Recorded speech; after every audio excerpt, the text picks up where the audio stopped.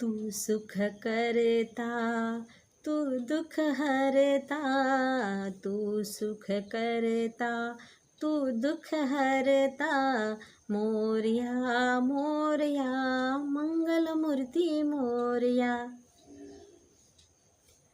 जिनका ये गायन है आज उनकी घर घर में स्थापना हो चुकी है। सार्वजनिक गणेश मंडल में भी उनकी स्थापना हो चुकी है और सारे समाज में घर घर में उनकी पूजा अर्चना चल रही है। तो जो सुख करता दुख हरता आनंद दाता जिनकी महिमा है, आइए उनकी मूर्ति के बारे में थोड़ा जानते हैं। गणेश जी को जो 4 भुजाएं दिखाए गए हैं, जैसे कि स्वस्तिक प्रतीक होता है। स्वस्तिक जो हर शुभ कार्य में जिसे हम रंगोली के रूप में या चित्रित करते हैं, तो स्वस्तिक में जो चार कोने दिखाए गए हैं ना, तो गणेश जी के जो भुजाएं हैं उसी तरह से वो प्रतीकात्मक नज़र आती है। तो गणेश जी जो है चारों युग में जो स्वस्तिक जो है सत्ययुग त्रेता द्वापर कलयुग 4 युग जैसे प्रतीक दिखाए गए हैं और चारों ही कोने एकदम सेम हैं। तो पूरा जो सृष्टि चक्र है 4 युगों का एक सृष्टि चक्र जो है, तो गणेश जी वाले जो आत्मा है इन चारों युगों में मौजूद होते हैं। ये वो प्रतीकात्मक इस तरह से उनकी भुजाओं का दिखाया गया है। और उनका जो चौड़ा माथा है वो विशाल बुद्धि का प्रतीकात्मक है, जिनको ही बोला है कि बुद्धि का दाता भी उनका गायन हुआ है। क्योंकि सृष्टि का ज्ञान जो है वो ये आत्मा धारण करते हैं, तो सारा ज्ञान इनकी बुद्धि में भरा हुआ है। उसी तरह पेट भी इनका बहुत बड़ा दिखाते हैं, तो ये बुद्धि रूपी ही पेट की बात है। ऐसा नहीं कि बाकी देवताओं का पेट इतना बड़ा नहीं दिखाते हैं, लेकिन गणेश जी का पेट बहुत बड़ा दिखाते हैं। तो क्या वो बहुत खाते हैं? ऐसा नहीं है। तो ये बुद्धि रूपी पेट जो है उनकी बुद्धि में ये सारा सृष्टि का ज्ञान, सत्य ज्ञान उनकी बुद्धि में समाया हुआ है, तो प्रतीकात्मक उनका पेट बड़ा दिखाया है। उसी तरह समाने की शक्ति जो है सब कुछ समा लेते हैं। ऐसा नहीं इनका सुना उनको जाके बताया, उनका सुना इनको जाके बताया, ये स्वभाव ठीक नहीं है, ऐसा कार्य नहीं करना चाहिए। तो वे यही हमें समझाते हैं कि देखो सब कुछ संभालो, सबके साथ तो रहना ही है, सबके साथ रहते हुए सबके बीच रहते हुए सबके स्वभाव संस्कार गुण दोष सब कुछ अपने में संभालो और उन सबके साथ चलो। ये बात इसमें दिखाई गई है। जैसे उनके बड़े बड़े कान भी दिखाए गए हैं, तो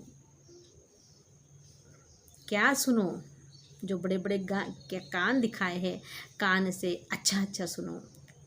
जब परमात्मा इस सृष्टि पे आते हैं तो एक परमात्मा की वाणी ही सुनो, और जो वो सत्य सुनाते हैं वही सत्य सुनो और उसमें समा जाओ। उसी तरह उनको विघ्नहर्ता कहते हैं, विघ्नों को हरण करने वाले। कैसे हरण करते हैं विघ्नों को? तो उनके हाथ में एक कुल्हाड़ी दिखाते हैं। अब कुल्हाड़ी लेके किसी की जान तो नहीं ली है, भगवान है, तो कुल्हाड़ी से उन्होंने अपने में जो विकार है उन विकारों को मारा। तो जो ईश्वर आकर के ज्ञान दान करते हैं, ज्ञान देते हैं, उस ज्ञान के आधार पर वे अपने विकारों पर विजय प्राप्त करते हैं। तो वो कुल्हाड़ी जो है ज्ञान की कुल्हाड़ी के प्रतीकात्मक वो शस्त्र उनके हाथ में दिखाया गया है, जिससे हमें ये सीख मिलती है कि हमें भी अपने विकार रूपी शत्रुओं पर हमें विजय प्राप्त करते हैं तो हम विघ्नहर्ता सुख करता। जब हमें विकार ही नहीं है, हमें क्रोध लोभ मोह और मत्सर नहीं है, तो हमें दुख भी प्राप्त नहीं होता है, तो हम सुख करता, शांति जीवन में आती है। तो विघ्नहर्ता सुख करता दुख हरता। और गणेश गण अर्थात समूह,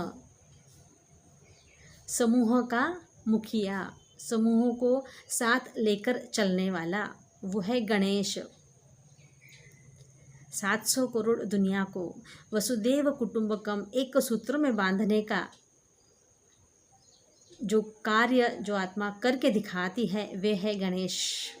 उनको गणेश, गणों का मुखिया, सारी विश्व को एक सूत्र में बांध करके वसुदेव कुटुंबकम बना करके वे सारे विश्व को एक सूत्र में बांधकर दिखाते हैं ज्ञान के आधार पर।